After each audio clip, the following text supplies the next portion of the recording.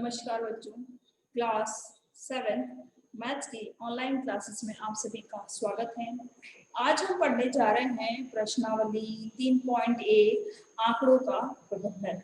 तो बेटा, इससे पहले वाले वीडियो में हमने इस प्रश्नावली से संबंधित जितनी भी परिभाषाएं थी वो हमने डिस्कस कर ली थी कि माध्य किसे कहा जाता है। तो माध्य की परिभाषा मैंने आपको बताई थी कि आंकड़ों के समूह में अधिकांशतः प्रयोग में लिए जाने वाले प्रतिनिधि मान को माध्य कहा जाता है।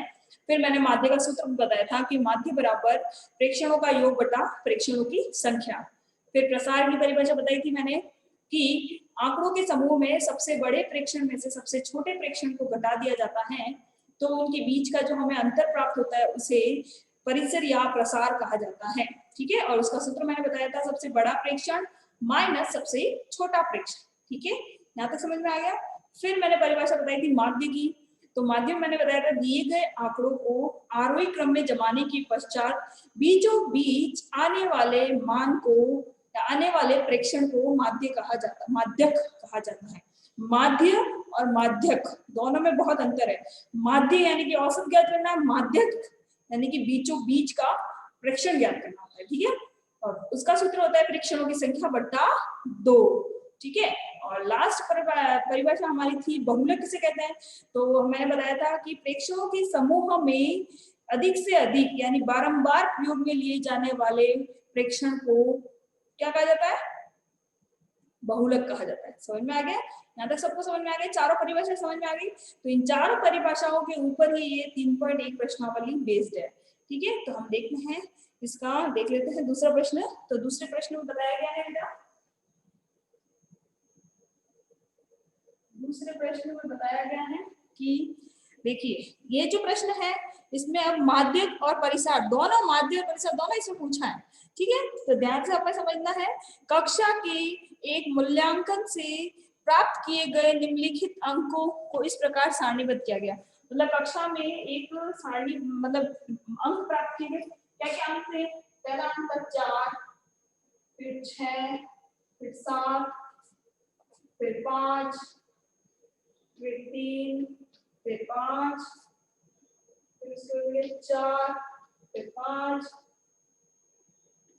फिर 2, फिर 6, फिर 2, फिर 5, फिर 1, फिर 9, 6, फिर 5, फिर 8, 4, 6, 7। ठीक है, ये सारे आंकड़े इन्होंने बता दिए हैं। तो फिर कितने एक बार गिन लेते हैं। 1 2 3 4 5 6 7 8 9 10 11 12 13 14 15 16 17 18 19 20, टोटल 20 आंकड़े होने चाहिए। तो हमारे पास है 1 2 3 4 5 6 7 8 9 10 11 12 13 14 15 16 17 18 19 20 हो गए 20 हमारे। अब सबसे पहले हमें क्या करना है, इसके अब ये जो दे दिए इन्होंने आंकड़े, इन आंकड़ों पे 4 प्रश्नों से हल करने हैं। इसमें बोला है सबसे बड़ा अंक कौन सा है, सेकंड क्वेश्चन है सबसे छोटा अंक कौन सा है, फिर बोला है इनका परिसर ज्ञात कीजिए और फिर बोला इनका माध्य ज्ञात कीजिए। ठीक है, तो हमें पहले क्या करना है, इनको आरोही क्रम में जमा देना है। ठीक है, तो लिखेंगे आरोही क्रम। आरोही क्रम में अगर हम इनको जमाते हैं, आरोही क्रम का मतलब क्या होता है, छोटे से बड़े की तरफ, छोटे से बड़े की तरफ होता है। तो सबसे छोटा क्या आ रहा है, सबसे छोटा आ रहा है 1। ठीक है, फिर क्या आ रहा है 2, 2 कितनी बार आ रहा है, 1 बार 2 बार 2 बार, कितनी बार आ रहा है 2 बार। फिर 3, 3 कितनी बार आ रहा है, 1 बार 1 बार आ रहा है। फिर क्या आ रहा है 4, 1 बार 2 बार 3 बार, कितनी बार आ रहा है 3 बार। फिर 5, 1 बार 2 बार 3 बार 4 बार 5 बार, कितनी बार आया 5, 1 2 3 4 5। फिर क्या रहा 6, 1 बार 2 बार 3 बार 4 बार, 1 बार 2 बार 3 बार 4 बार।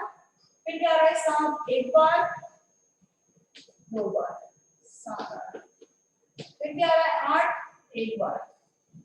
अब क्या बचा, क्या कुछ भी, और एक लास्ट में आ रहा है 9, कितनी बार आ रहा है 1 बार।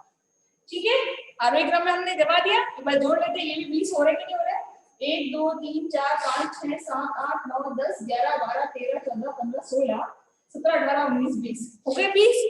अब इसमें पहला प्रश्न इसका है सबसे बड़ा मान सबसे बड़ा अंक कौन सा है, तो लिखेंगे पहले का उत्तर लिखेंगे सबसे बड़ा प्रेक्षण, सबसे बड़ा प्रेक्षण 9 है, सबसे बड़ा अंक 9 है। दूसरा प्रश्न इन्होंने पूछा सबसे छोटा कौन सा है, दूसरा आंसर इन्होंने पूछा सबसे छोटा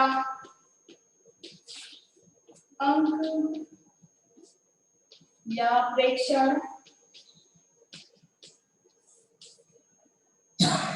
1 है। सबसे छोटा प्रेक्षण या अंक कितना है, 1 है। समझ में आ गया, यहाँ तक सबको समझ में आ रहा है। फिर तीसरा प्रश्न इन्होंने पूछा है कि प्रसार ज्ञात कीजिए। प्रसार ज्ञात करना है तो प्रसार ज्ञात करने का सूत्र होता है परिसर बराबर अधिकतम मान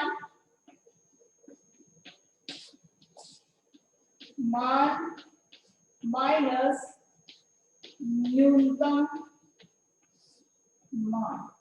अधिकतम मान माइनस न्यूनतम मान। अधिकतम मान कितना है इसका 9, न्यूनतम मान कितना 1, 9 में से 1 को घटाया आंसर आया 8। ठीक है, समझ में आ गया सबको, आंसर कितना आया 8। फिर अगला है, फिर इन्होंने पूछा है अब दिए गई संख्याओं का अंकगणितीय माध्य ज्ञात करना है। तो अंकगणितीय माध्य ज्ञात करने के लिए हमें क्या करना पड़ेगा, सूत्र लगाना पड़ेगा। तो मैं ये जो किया है मैंने मिटा दूंगी बेटा। देखिए ये पहला प्रश्न, तीसरा प्रश्न मैं यहाँ मिटा रही हूँ। मैं इन आंकड़ों को नहीं मिटा सकती क्योंकि माध्य करने की जरूरत पड़ेगी। ठीक है, तो अभी माध्य ज्ञात करने के लिए चौथा प्रश्न हम माध्य ज्ञात कर रहे हैं। देखिए चौथा प्रश्न हमारा था माध्य। तो माध्य ज्ञात करने का सूत्र होता है, क्या होता है सूत्र, प्रेक्षणों का योग, प्रेक्षणों का योग बटा प्रेक्षणों की संख्या।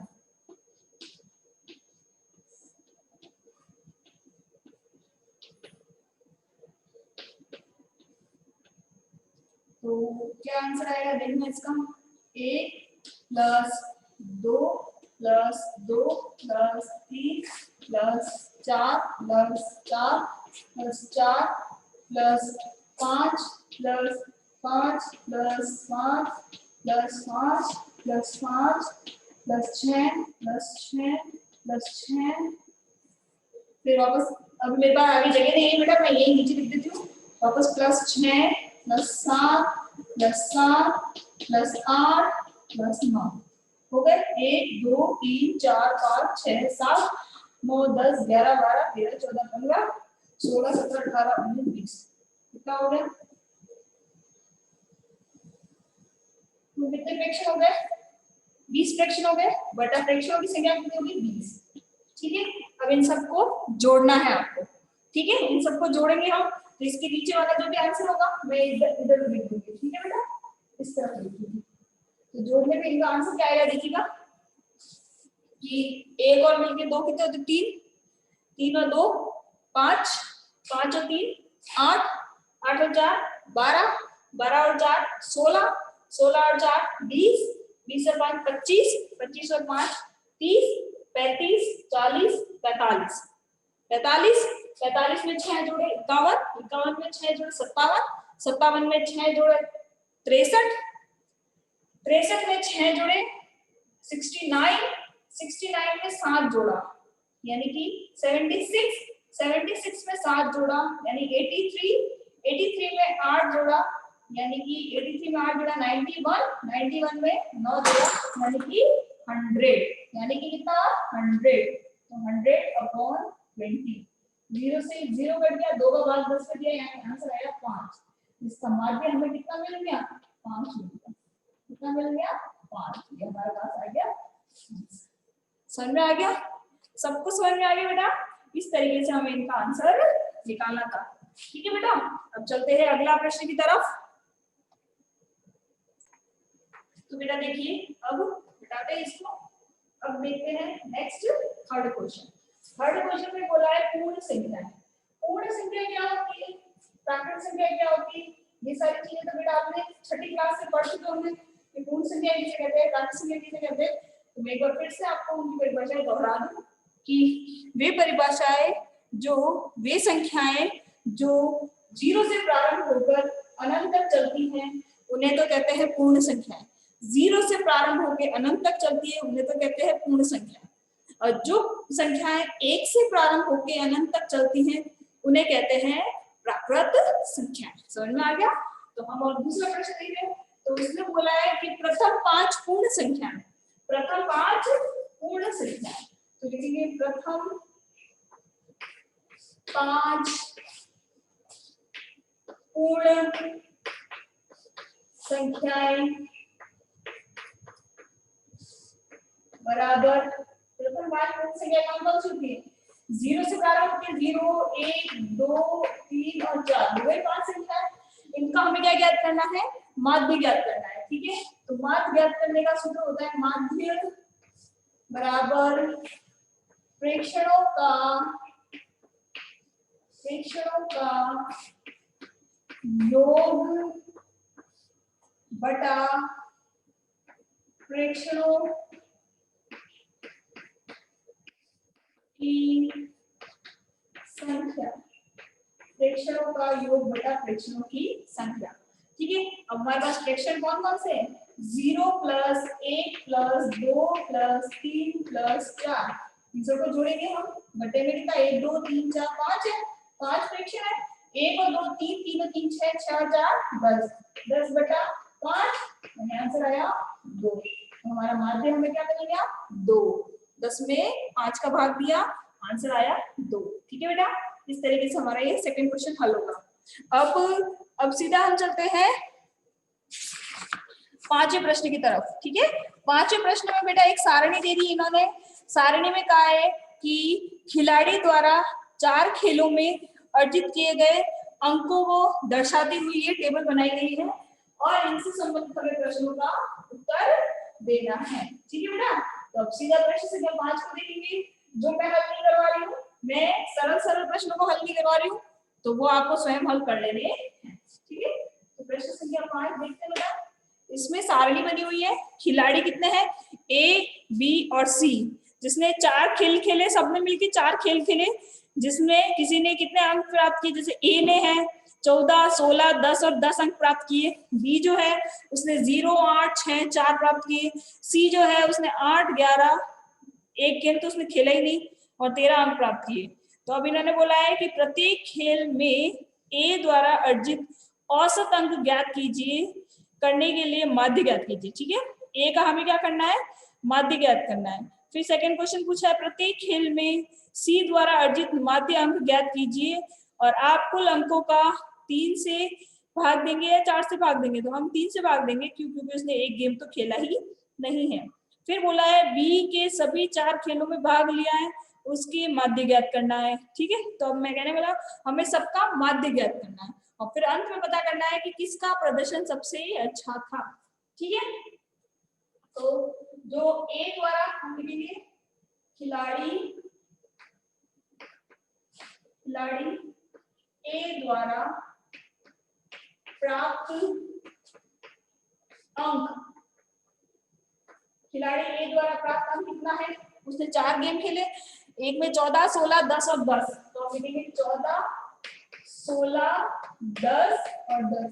तो इसका माध्य कितना हो जाएगा, खिलाड़ी ए का माध्य कितना हो जाएगा, माध्य बराबर 14 प्लस 16 प्लस 10 प्लस 10 और 4 गेम खेले इसने 4, 14 और 16 मिलकर होता है 30, 30 और 10 40 और 50, 50 में 4 का भाग देंगे तो 4 एकम 4 बचे, 4 दूनी 8 यानी 12.5 अंक, यानी ए का माध्य कितना है 12.5 अंक। फिर हम निकालेंगे बी का, तो लिखेंगे बी खिलाड़ी, ये हमारा फर्स्ट क्वेश्चन था। ठीक है, अब हमारा सेकंड कर रही हूँ, खिलाड़ी सी द्वारा प्राप्त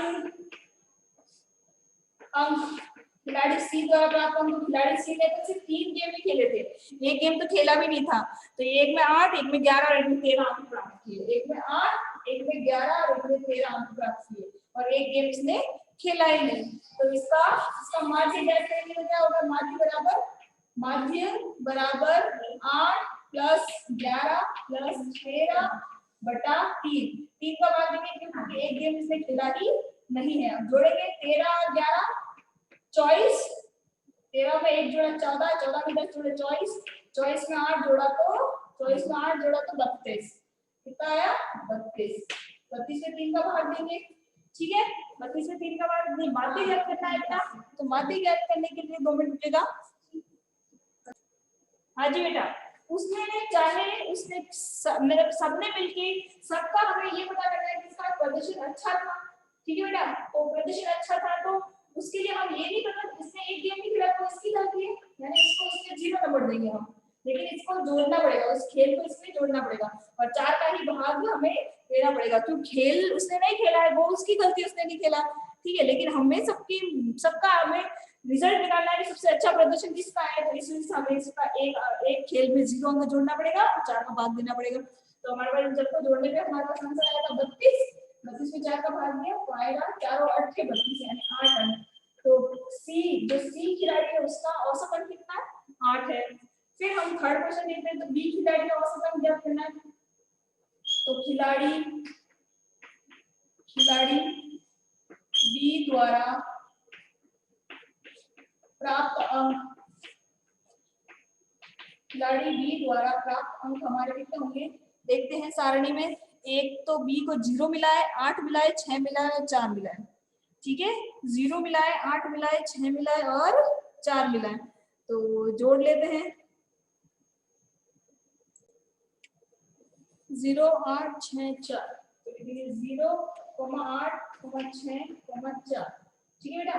अब इसका देखेंगे तो जोड़ेंगे, इसका माध्य ज्ञात करेंगे, तो माध्य बराबर प्रेक्षणों का योग बटा प्रेक्षणों की संख्या होता है, तो 0 प्लस 8 प्लस 6 प्लस 4 बटा 4, तो कितना हुआ 18, 4 और 6 10, 10 और 8 18 बटा 4, 18 में 4 का भाग देंगे तो 4 चौक 16 बचे 4 पंजे 20, यानी कि कितने अंक 4.5 अंक। सबके औसत आ गए हमारे पास, इसका 4.5 अंक, इसका 8 अंक, इसका 12.5 अंक है। तो बताइए सबसे श्रेष्ठ प्रदर्शन किसका है, तीनों में सबसे ज्यादा माध्य किसके आ रहे हैं, खिलाड़ी ए के। तो अंत में चौथा प्रश्न है कि खिलाड़ी ए का प्रदर्शन